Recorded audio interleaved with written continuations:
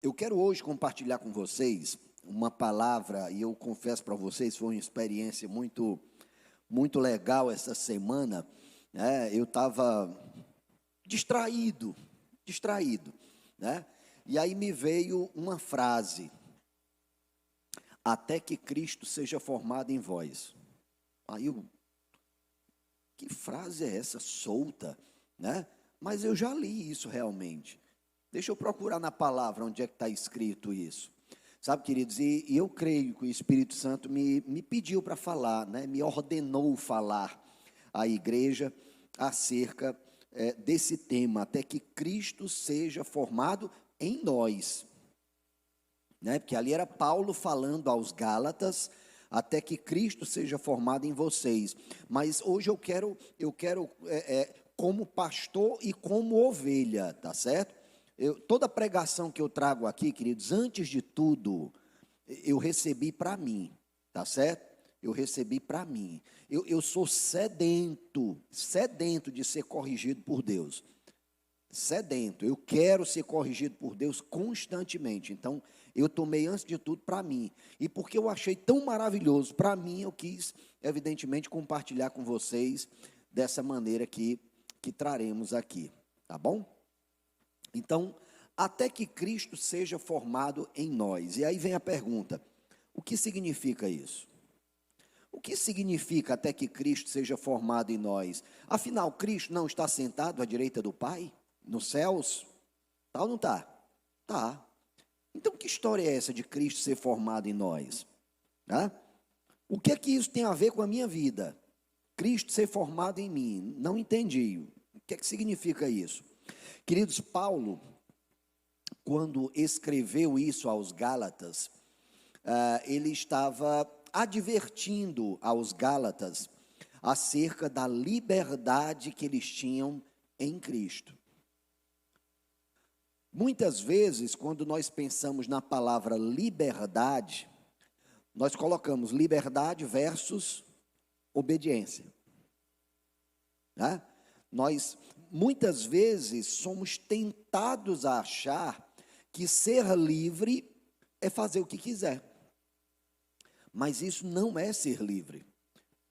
Qualquer filósofo vai dizer para vocês que quem vive, quem faz tudo aquilo que quer, é escravo dos próprios sentimentos e do próprio ego. Então, uma pessoa que faz tudo o que quer e só o que quer, na verdade, é uma escrava.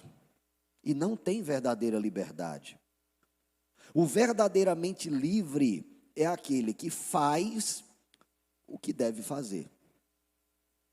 E o dever fazer tem uma relação muito próxima com a obediência.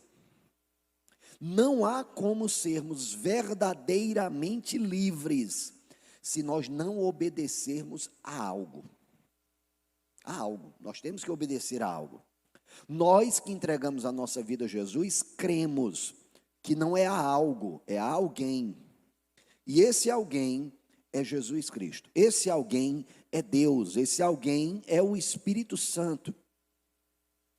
Paulo advertia aos Gálatas sobre um tipo de obediência que parece obediência, mas na verdade não é.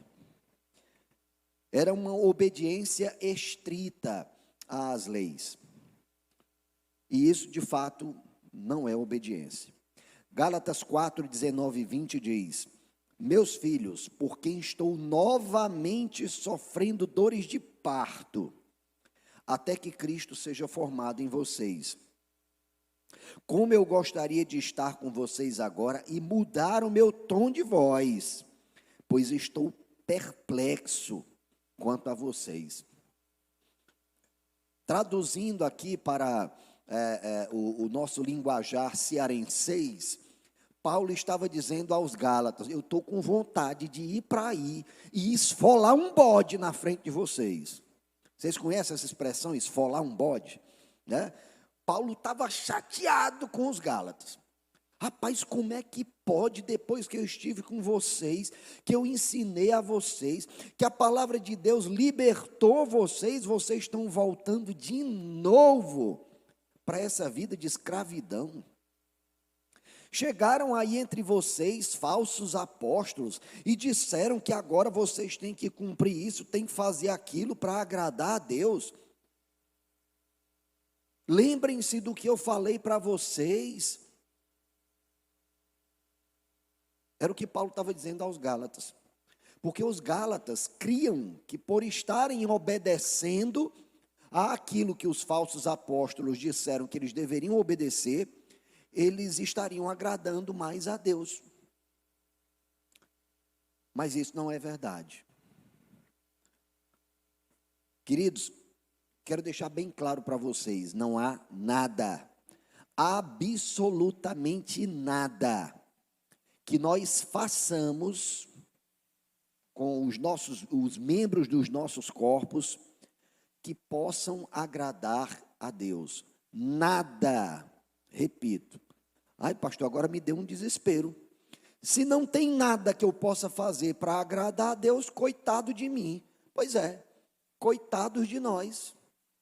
Miseráveis de nós, que não temos absolutamente nada que possamos agradar a Deus. O louvor que nós lançamos a Deus é manchado de todo tipo de má motivação, né?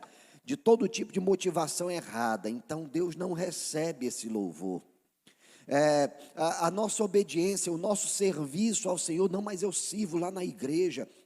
Mas mesmo quando nós estamos servindo, a motivação do nosso serviço está completamente manchada de pecado, de más motivações, de maus desejos. Só existe uma maneira, queridos, de nós agradarmos a Deus, só uma, por meio de Jesus Cristo.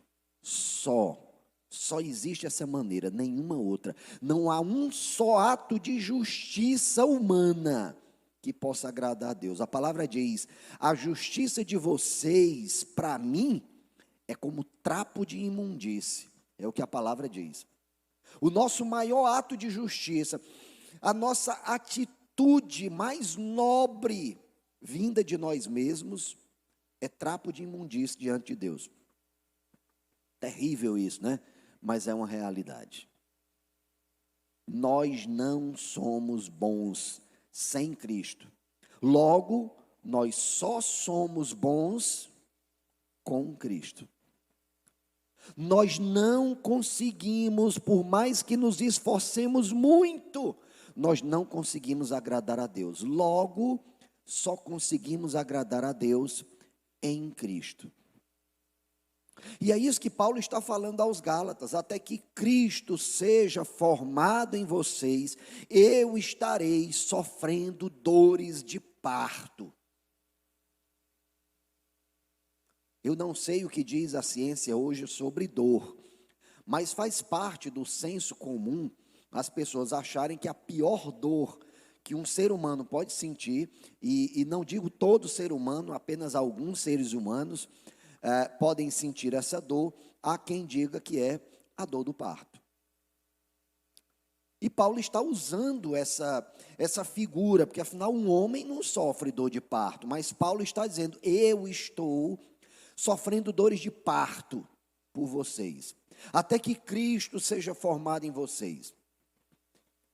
E Paulo está usando essa figura da dor de parto, e aí as mulheres que já sentiram essa dor vão depois me corrigir se eu estiver errado, mas é uma dor, de fato, é uma dor que incomoda, mas é uma dor que gera esperança de que a criança vai nascer, e vai nascer saudável, né, e vai nascer bonita, né, a cara do pai, não é assim?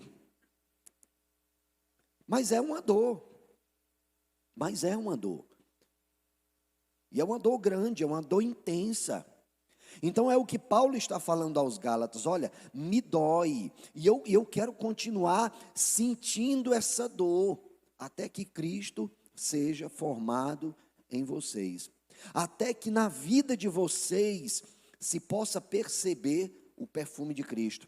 Até que no procedimento de vocês se possa ver a liberdade de Cristo. Porque, queridos, quando Cristo veio ao mundo, quando Deus se tornou homem em Jesus Cristo, Ele deixou muito claro que Ele não estava nesse mundo para fazer absolutamente nada dele próprio. Ele disse claramente: eu não estou aqui para fazer nada por mim mesmo. O que faço, faço porque o Pai me ordenou fazer. Cristo, que é Deus, não considerou que o fato de ser Deus, enquanto esteve aqui, era algo a que devesse valorizar. Pelo contrário, ele se reduziu à nossa condição, ele se fez servo dos pecadores. Ele sentiu a dor dos pecadores, para que os pecadores pudessem ser libertos. E quem eram esses pecadores? Aí você pode levantar sua mão. Quem eram os pecadores? Pode levantar, querida. Era você. Amém? Era você, porque não é mais. E por que não é mais? Porque agora você que entregou sua vida a Jesus está em Cristo. E se você está em Cristo, deixa eu te dizer uma coisa: tudo aquilo que você faz em nome dele é agradável a Deus. Lembrando que fazer em nome dele não é Harry Potter, não é pegar uma varinha de condão e dizer em nome de Jesus. Não, não é isso. Fazer em nome de Jesus, queridos, é, uma vez que estamos imersos no Espírito Santo de Deus, e o Espírito Santo de Deus morando dentro de nós, nós passamos a fazer aquilo que nós conhecemos de Deus, nós passamos a viver segundo a natureza de Deus, que é a nossa nova natureza, e a partir dessa nova natureza nós obedecemos sem fazer esforço nenhum. Nenhum. Sabe qual é o grande problema que as pessoas hoje vivem? Elas querem uma obediência meramente plástica, uma obediência meramente estética. A internet está assim disso. É só entrar no Instagram e você vai ver um bocado de gente explorando a miséria, atualmente explorando a miséria dos nossos irmãos lá do Rio Grande do Sul, né? Ou melhor, eu vou mudar um pouquinho essa expressão. Às vezes a gente banaliza demais a expressão irmão. Todos são nossos irmãos? Me responda, todos são nossos irmãos? Não. Só é meu irmão aquele que tem o meu sangue. Ai, pastor, então aqui na igreja é errado a gente se chamar de irmão. Não. Quando você olha para o seu irmão, ele foi banhado com que sangue? Com o sangue de Jesus. É o mesmo com o qual você foi lavado? É. Então a esse você chama irmão. Jesus diz que nós devemos amar o próximo, que inclui o irmão e o não irmão. Mas, querido, eu preciso deixar muito claro para você. Nós precisamos, antes de tudo, valorizar aquele que é irmão. Entendendo que irmão é aquele que foi lavado com o sangue de Cristo, da mesma maneira que eu fui lavado com o sangue de Cristo. Nós não podemos banalizar essa expressão, irmão. Assim como nós temos que compreender que Deus é pai, mas nem todos são filhos. Quem são os filhos de Deus? São aqueles que estão em Cristo. Somente aqueles que estão em Cristo. Ai, pastor, isso não me parece justo. Pois é. É disso que eu estou falando. Os nossos atos de justiça diante de Deus são trapo de imundície. A nossa justiça diante da justiça de Deus não vale nada, mas nós muitas vezes achamos que podemos ser iguais a Deus. mas nós não somos e nunca seremos. Então, por mais que a palavra de Deus possa confrontar o espírito da nossa época, por mais que a palavra de Deus possa afrontar a cultura da atualidade, nós que somos filhos de Deus, conduzimos a nossa vida pelo caráter de Deus que está em nós, e não com base no que diz a cultura da nossa época. Eu estava ouvindo, antes de vir para cá, um filósofo,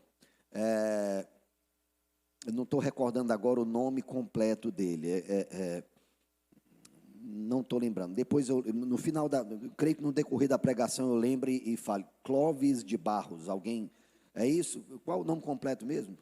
Não lembra? Pronto.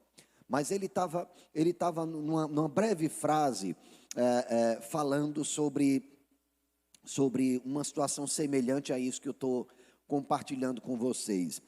Nós vivemos hoje uma época onde as pessoas olham para a internet, admiram determinados comportamentos das pessoas que elas acompanham pela internet, e elas querem, porque querem imitar essa pessoa, e elas passam a negar tudo aquilo que elas têm de bom, para enaltecer o que a outra pessoa tem de bom, mas na vida dela própria.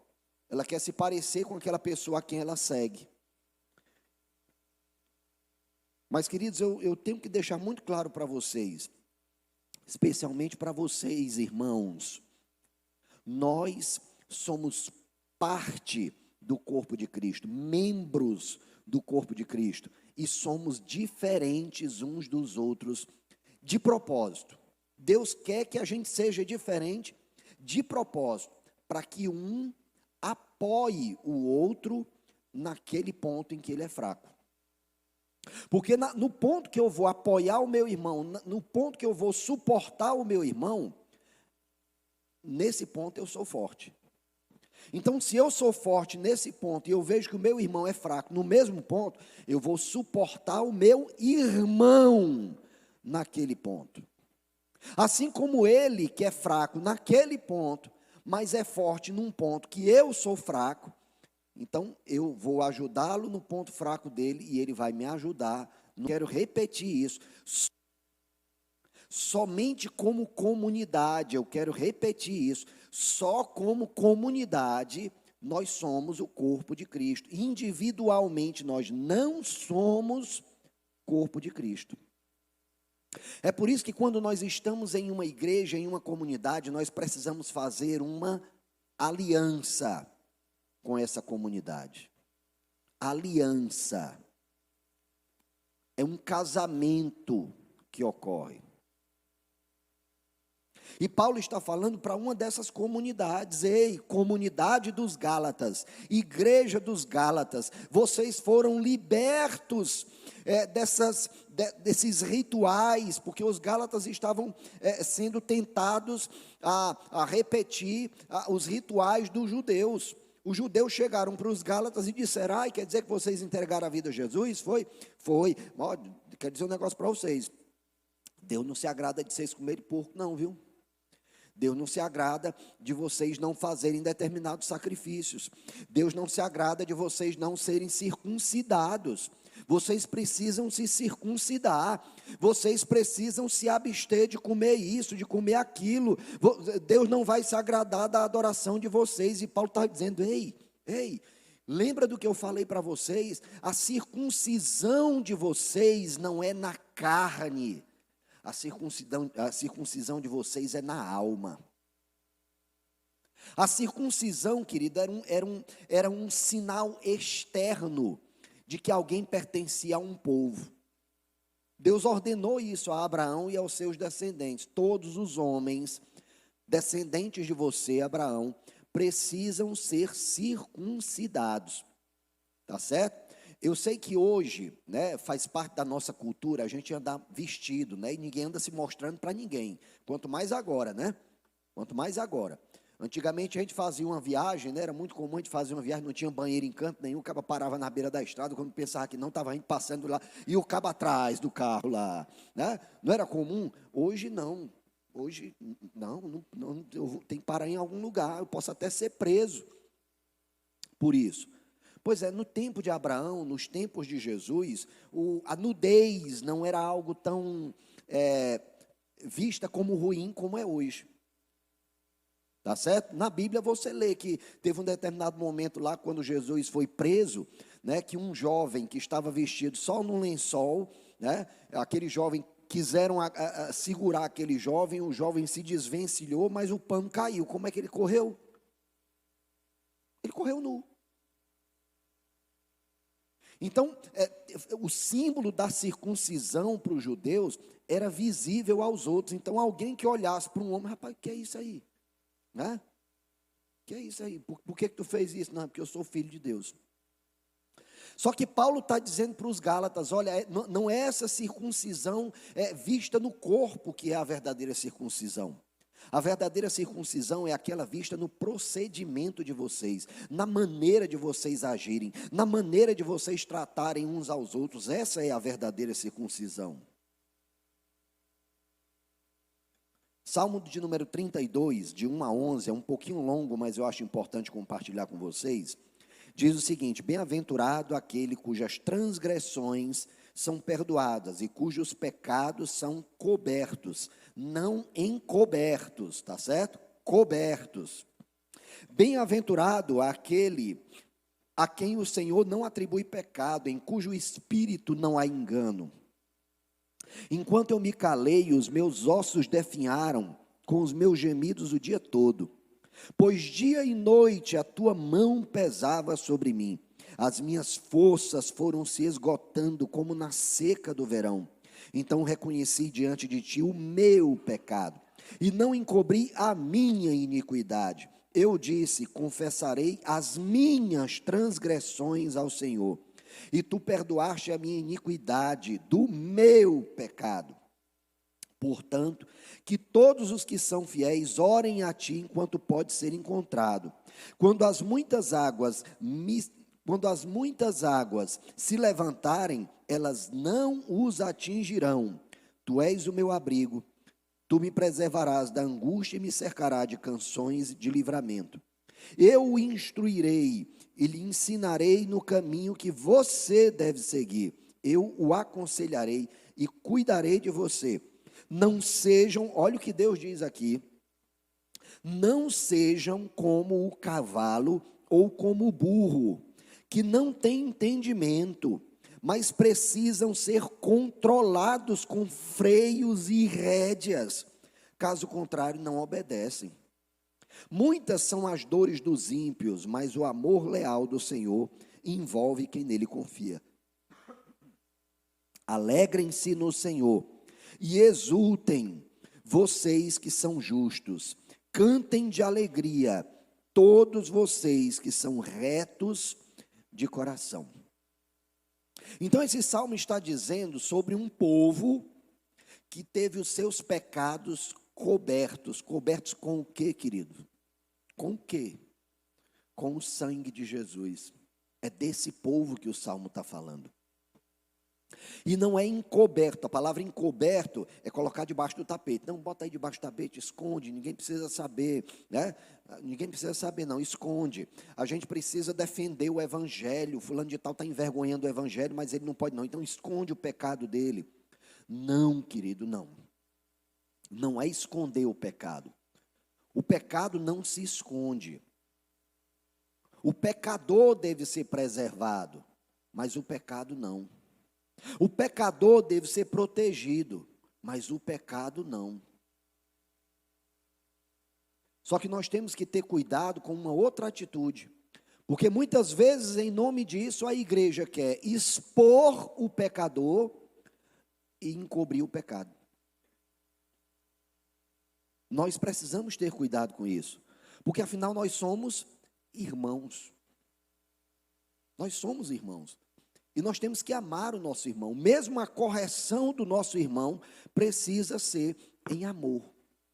Mesmo a correção tem que ser em amor. Esse salmo diz: mas precisam ser controlados com freios e rédeas, caso contrário não obedecem. E aí vem uma expressão que eu achei muito interessante. Jesus, incidentemente, nessa semana, eu estava lendo um capítulo de um livro chamado Surpreendidos por Jesus, de um autor chamado Danny Ortlund. Eu já li um outro livro dele, inclusive, trouxe aqui para a igreja uma série com esse mesmo título desse outro livro dele, chamado Manso e Humilde. Gosto muito dos livros dele, porque ele escreve de uma maneira muito poética, muito próxima do leitor, né? Então, gosto muito de ler esse autor. E ele fala sobre uma expressão que eu achei muito interessante. A expressão que ele usa é obediência desobediente. Mas como que uma obediência é desobediente? Ou ela é obediência, ou ela não é obediência. E ele desenvolve o conceito. Ele diz, olha, muitas vezes nós obedecemos a Deus na expectativa de receber algo dele, ou na expectativa de não receber algo dele. Aí eu quero honrar meu pai e minha mãe, porque a palavra de Deus diz que quem honra pai e mãe terá vida longa sobre a terra. Isso é correto? É correto. Mas é essa a obediência que Deus quer? Não. Essa obediência é desobediente. Porque não é isso que Deus quer. Ele não quer que a gente faça na expectativa de receber alguma coisa. Ele quer que a gente faça porque faz parte do nosso caráter. Faz parte do meu caráter. Faz parte do meu caráter falar a verdade. Porque afinal eu entreguei minha vida a Jesus, e a vida que agora vivo-a por meio de Jesus Cristo, meu Salvador. Então, se eu vivo minha vida por meio de Jesus Cristo, que é o meu Salvador, e a natureza dele é pura, a natureza dele é santa, logo a minha natureza passou a ser pura e santa, como é que eu posso mentir? Eu não posso mentir. A minha natureza é santa, e de uma natureza santa não pode surgir mentira, de uma natureza santa não pode surgir calúnia, de uma natureza santa não pode surgir crítica desconstrutiva, né? Ou uma crítica destrutiva. Não pode, porque afinal minha natureza é santa, minha natureza é pura, minha natureza é nobre. E eu entreguei minha vida a Jesus. É esse o tipo de obediência que Jesus quer. É esse o tipo de obediência que agrada a Deus. É uma obediência que brota de uma nova natureza, que não brota de um esforço, que não brota de um trabalho que nós temos que realizar. Porque quando nós usamos a palavra trabalho, nós pensamos em suor. Hoje de manhã eu vou me esforçar para não cometer nenhuma injustiça contra alguém. Querido, não vai adiantar de nada. Não vai adiantar de nada, porque você está se esforçando para isso. Eu sei que toda vez que eu falo de ter a natureza de Cristo, eu uso essa expressão, mas eu não encontro nenhuma expressão melhor. Alguém já viu, alguém já passou debaixo de um pé de manga e escutou o pé de manga gemendo? Já escutaram alguma vez? Se esforçando, o pé de manga se esforçando para poder dar o fruto da manga. Alguém já escutou? Não. O pé de manga dá manga, porque a natureza do pé de manga é produzir manga. Alguém já viu um abacaxi pendurado num pé de jaca? Se viu, foi alguém que colocou lá, não é? Ninguém espera que uma jaqueira dê abacaxi. Por quê? Porque a natureza da jaqueira é da jaca. Então, se a minha natureza é pura, se a minha natureza é boa, se a minha natureza é perfeita, porque é a natureza de Cristo, eu tenho que me esforçar para produzir alguma boa obra? Não, elas vão surgir naturalmente da minha natureza. Então, o que nós temos que buscar todos os dias, queridos, é conhecer a Deus, é contemplar a beleza dEle, é contemplar o quanto Ele é bom, é contemplar o quanto Ele é maravilhoso. E aí eu tenho que compartilhar isso com vocês. Esse entendimento eu só passei a ter, queridos, depois que eu li um outro livro, de um outro autor chamado A.W. Tozer. Um livro que eu recomendo a todo mundo que me pergunta. O nome desse livro fala sobre os atributos de Deus. Um livro maravilhoso, que agora não está me vindo à mente o título do abençoado do livro. mas depois eu posso compartilhar nas redes sociais com vocês. Maravilhoso. Então, a partir disso, eu deixei de procurar produzir obediência para Deus. Eu me convenci, eu não tenho que trabalhar para produzir nada para Deus, é a minha natureza que vai produzir. A minha natureza é servo. Cristo era servo, o maior deles. Porque apesar de ser Senhor, ele se fez servo. E ele se fez servo de quem nem era amigo dele. Nós, no passado. Então, se você precisa de um paradigma, de um arquétipo de servo, é Jesus Cristo. O servo sofredor. Jesus Cristo. Então, se nós olharmos para Ele, se nós aprendermos dele, naturalmente nós produziremos as obras que Ele produziu. Mas não no nosso esforço, não na nossa justiça, não na nossa filosofia, mas na natureza dEle. Eu comecei a falar sobre o próximo, né, os próximos lá do Rio Grande do Sul, entre eles muitos irmãos, e olha, eu estou enojado com o que a gente vê na internet.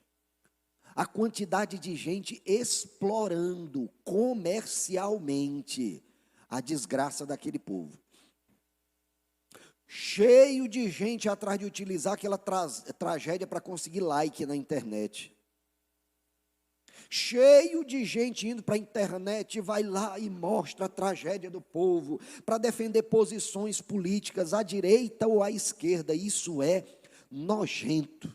Eu não consigo encontrar outra palavra para descrever essa atitude. Quando o que nós todos deveríamos fazer é arregaçar as mangas, eu vou fazer alguma coisa para ajudar aquele povo, bora ajudar, pouco interessa aí de que maneira vai, por que partido vai, pouco interessa, o que interessa é que isso chegue a eles, porque eles estão precisando, eles são o meu próximo da vez, está lá no Rio Grande do Sul, mas nessa vez, quem está precisando de mim são os gaúchos. Então, eu vou de alguma forma ajudar, nem que seja mandando uma garrafinha d'água, mas eu vou ajudar. Mas hoje a gente entra na internet e é triste o que a gente vê. Uma aparência de piedade, que é só aparência. Não tem nada a ver com obediência, não tem nada a ver com piedade, não tem nada a ver com compaixão. Tem mais a ver com exploração da miséria do outro.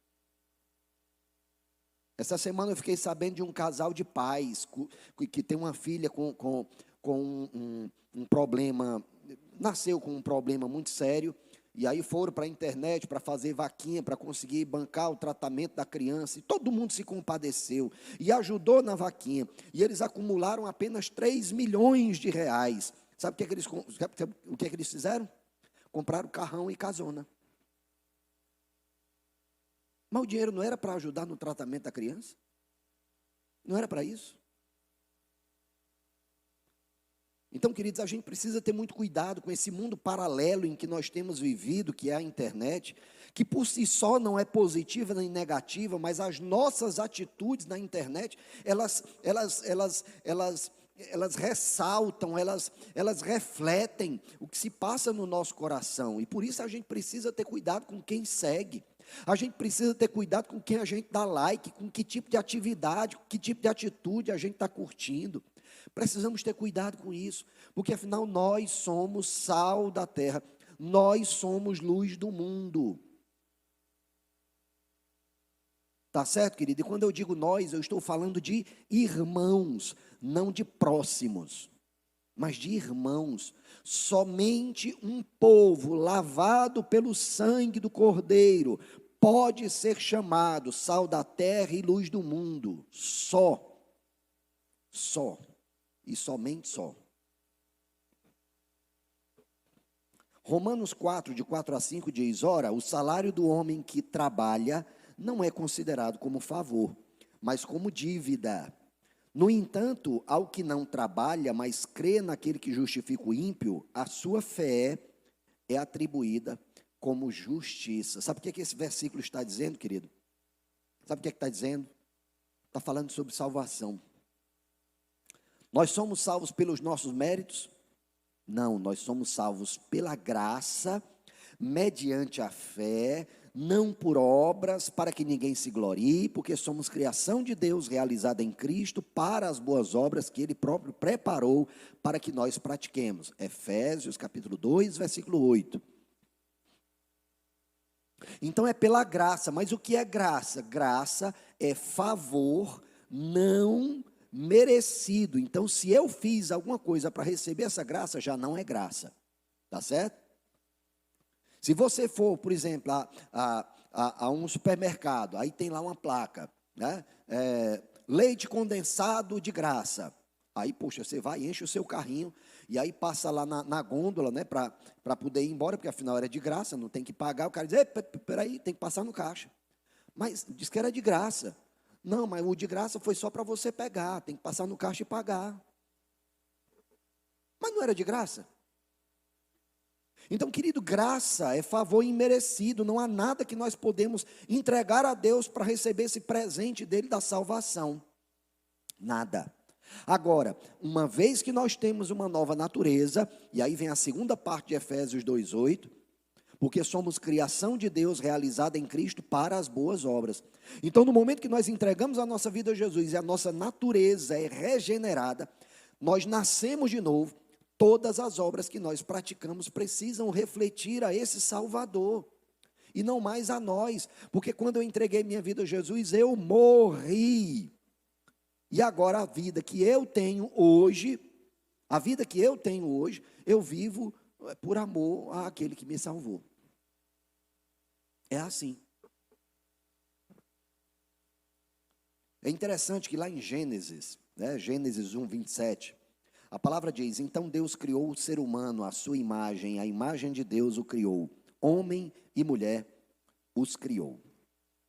Deixa eu te dizer uma coisa, todos, crentes ou não crentes, carregam em si a imagem de Deus. Por isso nós precisamos tratar a todos, irmãos ou não irmãos, com a dignidade e o valor que ela tem, porque afinal ela é imagem de Cristo. Nós temos que ajudar a todos, como se estivéssemos ajudando ao próprio Cristo. E eu digo isso em relação a irmãos e não irmãos. Pastor, por que você frisa tanto isso? Porque, querido, eu tenho visto a igreja muito preocupada com os de fora e muito pouco preocupada com os de dentro. E isso está errado. E isso está errado.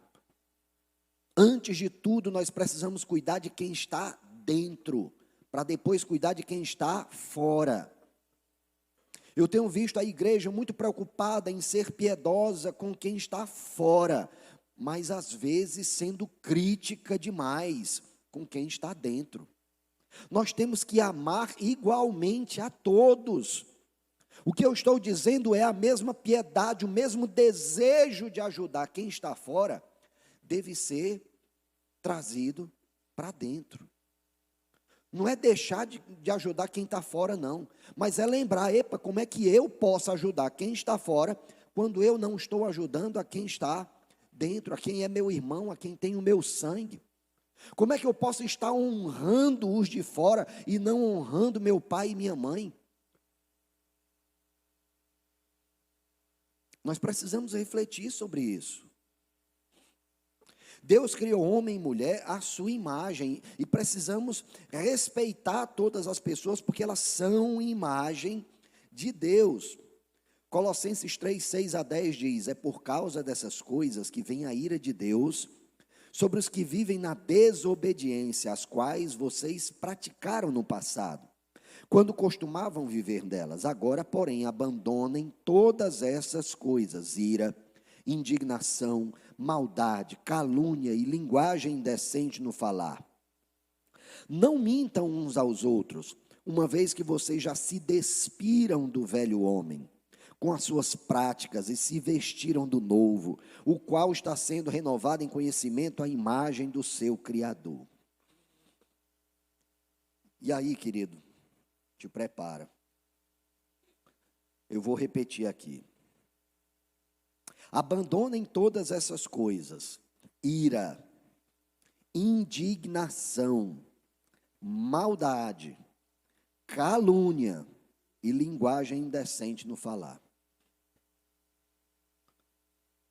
Me diz uma coisa, esses aqui são pecados. Os nossos irmãos católicos dividem pecados em pecados mortais, pecados veniais, pecados capitais, né? E tem lá a graduação, né? Nós entendemos que todo pecado, seja ele pequeno ou grande, ofende a Deus. Embora saibamos que existem pecados que trazem consequências diferentes. Então, nesse aspecto de trazer consequência diferente, a gente pode dizer que um é maior do que o outro. Mas no aspecto de desagradar a Deus, são todos iguais. Todos, do menor ao maior, todos desagradam a Deus. Então, vocês estão vendo aqui que são coisas do nosso dia a dia. Quem aqui nunca se irou? Quem pode dizer, não, nessa semana eu não me irei? Quem pode dizer, não, nessa semana eu não fiquei indignado com uma situação? Nessa semana eu não pratiquei nenhuma maldade. Nessa semana eu não cometi nenhuma calúnia. Aí talvez aqui o pessoal que é do direito diz, não, mas realmente calúnia não fiz não, porque calúnia atribui crime a alguém que não praticou aquele crime. Não, querido. Calúnia aqui não está se referindo ao aspecto penal. O tipo penal calúnia, tá certo? Não é isso. É atribuir erro a alguém que não cometeu erro. A famosa fofoca, né? A famosa fofoca. Aí fulaninho ficou sabendo de fulano de tal isso, mas não sabe da vida da pessoa. Mas não sabe se a pessoa está andando em vitória ou se não está. Não sabe o que a pessoa vive hoje, mas ela está focada no passado da pessoa. Ih, fulano de tal, tu conhece fulano de tal? A hora, todo mundo conhece a fama da Beltrana. Ela era isso, então hoje ela deve ser a mesma coisa. Será que nós podemos agir dessa maneira? O que a palavra está dizendo é que não. Não. Não mintam uns aos outros. Eita, esse aqui é difícil, né? Esse aqui é difícil mesmo, não é? Mas a palavra está dizendo, não mintam. Sabe por que nós acabamos cometendo esses erros? Está aqui em Gênesis 3:5. Olha o que está escrito aqui. Isso a serpente falando para Eva, viu? É que Deus sabe que no dia em que comerem dele, do fruto da árvore do bem e do mal, os seus olhos se abrirão e vocês serão como Deus, conhecedores do bem e do mal. Sabe por que às vezes a gente comete esse tipo de pecado? Porque a gente pensa assim, não, eu acho que Deus não sabe, né? Que para eu vender esse produto, eu tenho que dizer uma mentirinha. Se eu não disser uma mentirinha, eu não vendo o produto, né? Então, é porque Deus não é comerciante, é por isso que Ele escreveu isso aqui. A gente acha que conhece o bem e o mal mais do que Deus. A gente está repetindo exatamente o que a cobra falou para Eva. Faz sentido? Para nós que somos regenerados, para nós que somos nova criatura, faz algum sentido isso? Nenhum. Seguir o conselho da cobra, seguir o conselho da serpente, que é Satanás, não faz nenhum sentido para nós, porque nós temos uma nova natureza. Nós carregamos em nós a imagem de Cristo, e essa imagem, segundo Paulo, vem sendo aperfeiçoada. No dia que você entregou sua vida a Jesus, você foi salvo. O teu espírito foi aperfeiçoado, mas o teu corpo e a tua alma não. O teu corpo e a tua alma entraram num processo de santificação. É por isso que você precisa ir para a conferência do Luciano Subirá, porque a gente quer aperfeiçoar a alma, mas esquece que o corpo tem que ser aperfeiçoado também. Então, corpo e alma tem que ser aperfeiçoado até que Cristo volte. E aí, sabe o que vai acontecer quando Cristo voltar? O corpo vai ser completamente glorificado, aperfeiçoado, e a alma também. Essa obra também é dele, não é nossa. A nossa obra é só permitirmos a morte do nosso ego para que a vida de Cristo se manifeste na nossa vida. Então não siga o conselho da cobra. Não calunie ninguém. ninguém, irmão ou não irmão, não calunie ninguém. A nossa boca não foi feita para calúnia, nossa boca foi feita para bênção. Então saia da nossa boca somente o que abençoa o próximo ou ao irmão. Saia da nossa boca só elogios. Se você não pode elogiar alguém, não diga nada a respeito dela, né? Não diga nada. Eu aprendi um negócio, isso já faz tempo. Quem me falou isso foi o Fanuel Palácio, né? Foi meu discípulo durante um tempo. E aí ele me deu essa dica, né? Ele me perguntava as coisas, pastor, e fulano de tal? Ai, fulano de tal é gente boa demais. Aí ele disse, pastor, deixa eu só lhe revelar uma coisa. Quando o senhor estiver falando de músico, não use essa expressão, porque senão vão lhe interpretar errado. Aí, como assim? Mas chamar uma pessoa de gente boa não é bom, não? Aí disse, não, no meio dos músicos, não. E o que é que um músico entende se eu chamar ele de gente boa? Eu vou lhe explicar, pastor. Aí ele diz, olha, um músico, quando a gente está falando dele, ele quer que seja enaltecida a qualidade dele como músico, né? Então o que é que acontece?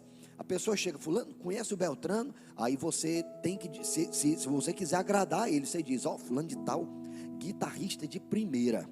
O cara é bom. Agora, se você disser, fulano de tal, gente boa demais. Sabe o que é que os músicos entendem?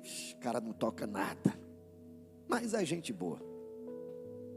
Olha só, não sabia disso. É assim mesmo?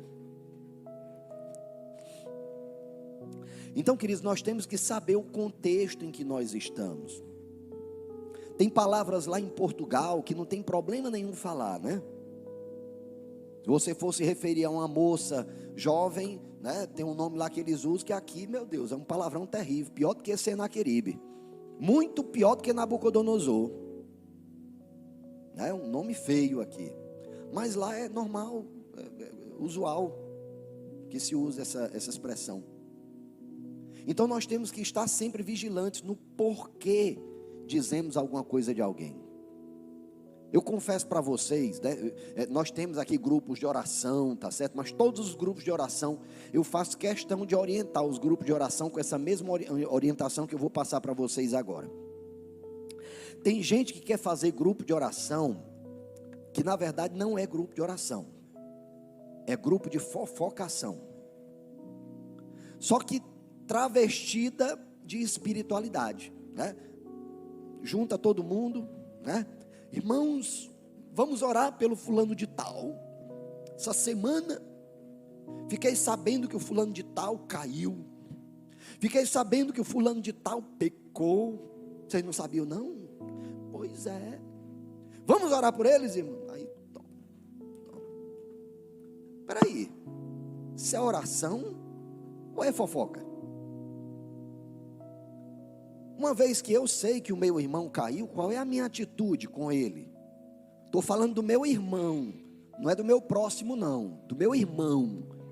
O que é que eu tenho que fazer se o meu irmão caiu? Eu olho para ele, deixo ele lá caído e depois diz, caiu. É assim que a gente faz com uma pessoa a quem a gente ama. O que é que a gente faz? A gente vai até ele que está caído e o que é que a gente faz? Ajuda ele a se levantar. Se porventura ele tiver ferido, a gente vai cuidar da ferida dele. Não é assim? Então nós como igreja precisamos ter cuidado para não ver o irmão caído e só apontar para ele e dizer, caiu. Ei, pessoal, caiu.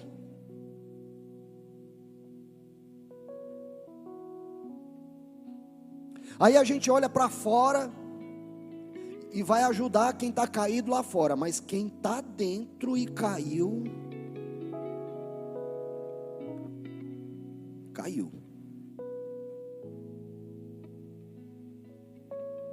Faz sentido uma coisa dessa?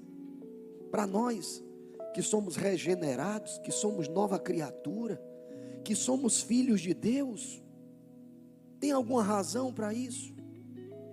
Nenhuma. Colossenses 3, 12 e 13. Portanto, como escolhidos de Deus, santos e amados, vistam-se de profunda compaixão, bondade, humildade, mansidão e paciência. Suportem uns aos outros e perdoem as queixas que tiverem uns contra os outros. Perdoem como o Senhor os perdoou. Sabe, queridos, nós precisamos perdoar para sermos perdoados. Tem algo pesado que eu vou dizer aqui, mas está na oração do Pai Nosso, né? Perdoa as nossas dívidas como nós perdoamos a quem nos ofendeu. Então na igreja você pode ser magoado? Você não pode não, você vai. Eu tenho certeza que vai, absoluta. Porque na igreja não chega ninguém perfeito não, só chega gente ferida. Eu pelo menos quando cheguei na igreja eu estava ferido. Ainda hoje eu percebo que tem umas perebas escondidas por aqui, que eu só percebo quando alguém toca nela. Quando alguém tá com o dedo ali na ferida, eu reajo. Peraí, por que foi que eu reagi? Por que foi que doeu? Se eu já morri. Então se doeu, é porque tem alguma ferida oculta aqui que eu preciso visitar. E aí vou para a oração. Senhor, por que foi que eu reagi dessa maneira? Por que foi que eu agi dessa forma com a pessoa que me confrontou, com a pessoa que apontou a minha falha, com a pessoa que apontou o meu erro? Será que eu estou nesse mundo aqui para preservar a minha reputação? É para isso que eu estou aqui, para preservar a minha reputação? Não é para viver como teu servo? Não é para viver como teu filho, reconhecendo que eu de fato tenho algumas falhas, mas eu tenho a esperança de que o Senhor vai me aperfeiçoar? A gente tem que ir para a oração, a gente precisa buscar a Deus, a gente precisa confessar para Ele o meu pecado, não o pecado do outro. É interessante que o fariseu chegou diante de Deus: Senhor, eu te agradeço, porque eu não sou como aquele publicano. Eu te agradeço porque eu não sou como os pecadores. Deus se agradou da oração desse fariseu? Não. Mas Ele se agradou da oração de um publicano que, coitado, lá, né, humilhado, diz: Senhor, eu sou um publicano, Senhor, eu sou um pecador, me perdoa. E aí Jesus diz: qual dos dois saiu justificado da sua oração? Só aquele que admitiu o pecado. O outro, que era santo, o outro que se achava perfeito, entrou e saiu da oração do mesmo jeito, enganado, crendo que produzia alguma coisa de boa para Deus, quando na verdade não produziu. A única pessoa que produziu algo de bom para Deus nessa história foi o publicano, o pecador. O pecador produziu algo de bom para Deus. E sabe o que foi que ele produziu? Arrependimento. Como Deus se agrada disso na nossa vida? Arrependimento. E arrependimento, querido, não é chorar. Arrependimento é mudança de mentalidade. Arrependimento é uma firme escolha de viver segundo os preceitos da palavra do Senhor. Arrependimento é um firme desejo de expressar a natureza de Cristo que já está em nós. Isso é arrependimento. Quero te convidar para ficar de pé. 1 João 3, 2 a 3, para encerrarmos. Amados, agora somos filhos de Deus. E ainda não se manifestou o que havemos de ser, mas sabemos que, quando Ele se manifestar, seremos semelhantes a Ele, pois o veremos como Ele é. Todo aquele que nele tem essa esperança, purifica-se a si mesmo, assim como Ele é puro. Então o que é que esse versículo está dizendo que a gente tem que fazer? Olhar para Ele. Quanto mais a gente olhar para Ele, hoje a gente olha para Ele e percebe Jesus ainda de forma meio turva, por causa dos nossos maus desejos, das nossas más motivações. A gente ainda conhece a Jesus de uma maneira meio deturpada, embora Ele tenha se feito conhecer a nós. Mas haverá um dia em que o veremos face a face. Haverá um dia em que olharemos os olhos de Jesus, e nesse dia, contemplando a sua pureza, contemplando a sua santidade, nós seremos completamente inundados dessa pureza e dessa santidade. E aí nós poderemos abrir a boca assim com vigor mesmo e dizer: sou santo, sou puro, sou filho de Deus. Amém?